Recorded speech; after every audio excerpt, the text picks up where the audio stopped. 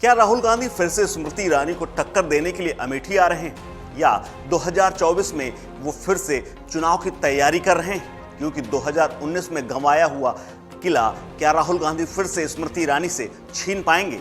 ये तमाम सवाल इन दिनों सत्ता की गलियारों में गूंज रहे हैं और इसके साथ ही लखनऊ से लेकर दिल्ली तक के कांग्रेस नेता इसी बात से जूझ रहे हैं, क्योंकि इस बात के कुछ संकेत पार्टी से मिलने लगे हैं।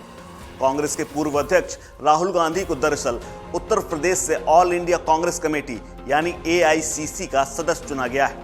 वो मौजूदा केरल के वायनाड से सांसद हैं, लेकिन वो यूपी से AICC सदस्य चुने गए हैं, जिसके राजनीतिक चर्चाओं का दौर शुरू हो गया है। कांग्रेस कार्य समिति के चुनाव में AICC के निर्वाचित सदस्य ही मतदान कर सकते हैं। ऐसे में इसे अहम माना जा रहा है। दरअसल कांग्रेस जानती है कि यूपी में अपना आधार मजबूत किए बिना दिल्ली की सत्ता वापसी असंभव है। ऐसे में यूपी को ऐसे ही किसी के भरोसे नहीं छोड़ा जा सकता। ऐसे में कांग्रेस की इस रणनीति के बाद एक बार फिर से उनके अमेठी से चुनावी मैदान में उतरने के संभावना, संकेत और राजनीतिक चर्चा का दौर शुरू हो चुका है। और अंदर खाने ये भी कहा जा रहा है कि वो आकर अब धीरे धीरे तैयारियां शुरू कर दी गई हैं और रोड मैप बनाया जा रहा है।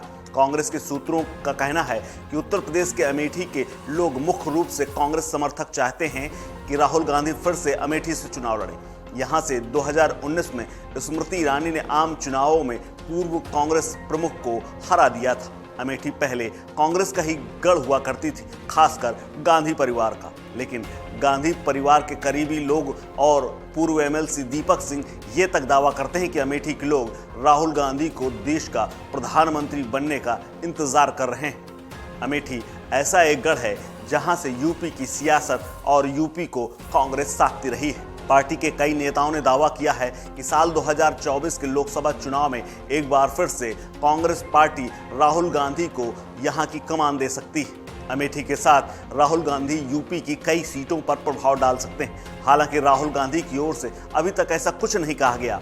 वैसे अमेठी गांधी परिवार का गढ़ बना रहा है। इस सीट पर राहुल गांधी और गांधी परिवार के साथ दशकों का साथ रहा है। ऐसे में कार्यकर्ताओं को उम्मीद है फिर से कि राहुल गांधी यहां पर आकर कमान संभालेंगे। लोकसभा चुनाव 2019 में राहुल गांधी अमेठी से हार गए थे, लेकिन वायनाड से जीत गए थे। कांग्रेस को लगता है कि भारत जोड़ो यात्रा से राहुल गांधी की छवि फिर से बेहतर हुई है और वो सही तालमेल बैठा लेंगे।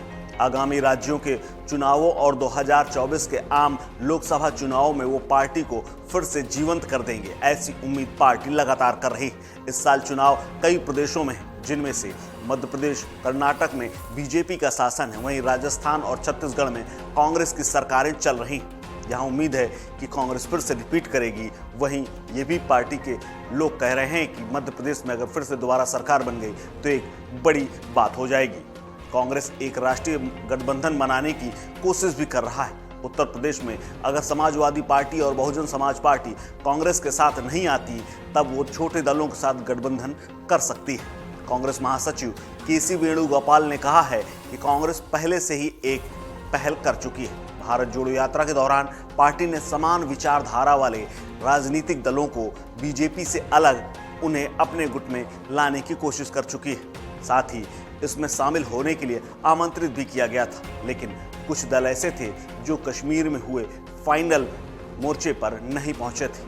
हालांकि तब उस समय झटका लगा था, लेकिन अभी भी कांग्रेस को ये उम्मीद है कि जैसे जैसे 2024 का चुनाव साथ आएगा और पास आएगा और इन जो 9 अलग अलग स्टेट में चुनाव होने हैं, वहाँ के परिणाम के बाद कांग्रेस को उम्मीद है कि बाकी अन्य छोटे दल भी उनके साथ जुड़ने लगेंगे, साथ ही बड़ी पार्टियां और अन्य मोर्चे भी। इस खबर में फिलहाल इतना ही। अपडेट्स के लिए बने रहिए वन इंडिया हिंदी के साथ। नमस्कार।